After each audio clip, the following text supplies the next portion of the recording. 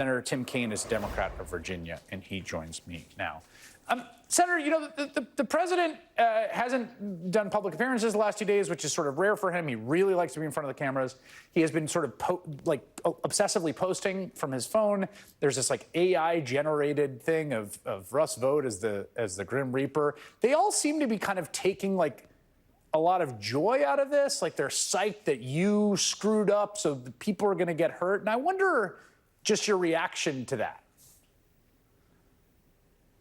Well, you know, President Trump and Russ Vought and the others seem to relish in the gratuitous cruelty, but I think they are really misreading the American public. And I think we're going to see in Virginia in about 5 weeks a massive repudiation of Trumpism in our Virginia elections. We're a battleground state. We've got a Republican governor, lieutenant governor, AG.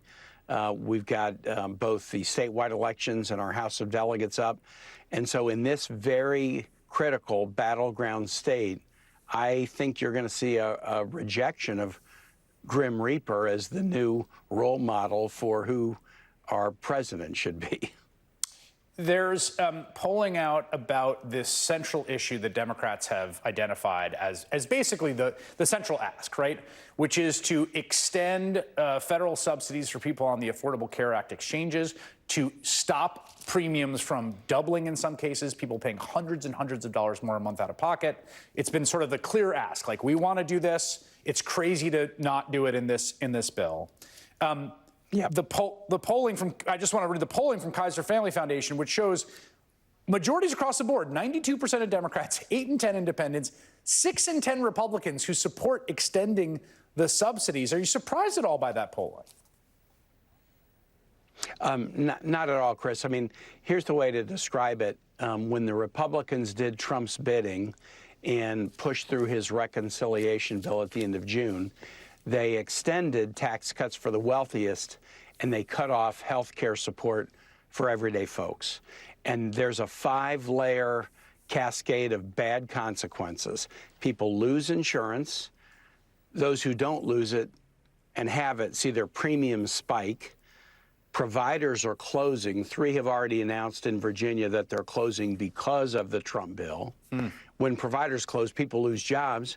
And when providers close and people lose jobs, communities that are trying to attract economic development have to look, you know, prospects in the eye and say, sorry, our health clinic is closed, our hospital is closed, and then they see the light go off in the eyes of their prospect. So it is a cascade of bad consequences just since June. And all Democrats are saying to Republicans is, fix this mess you made. We will help you fix this mess you made. Thus far, they would rather keep government shut and not fix the mess they made. The last time I had you on the program was to react to the indictment of former FBI Director James Comey in the Eastern District of Virginia in your state. We've got some news that just, I don't know if you've seen this, I'm going to read you into it. It just crossed about 15 minutes ago. It's an MSNBC report confirming that an FBI agent has been relieved of duty over refusing perp walking James Comey. Relieved of duty for declining to arrange a perp walk of the Bureau's former director in front of news media cameras after Comey was federally charged last month. 4 people briefed on the matter said on Friday. Of course, those perp walks are in contravention, I think, of DOJ policy. What do you think of that?